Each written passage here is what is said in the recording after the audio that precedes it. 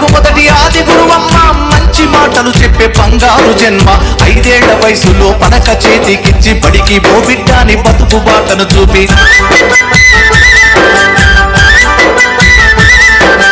ఓనమాలు నేర్పి 1, 2 చదివి చదువుతో పాటుగా వయసు పెరుగుతుంటే ఎదిగిన కొడుతుందో కళ్ళ చూసుకుంటూ కడుపు నిండినంత సంబరపడతది.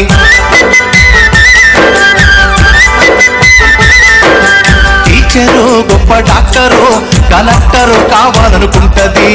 మనసున్న తల్లి మన అమ్మ మదిలోన కమ్మని కలలెన్నో కంటది.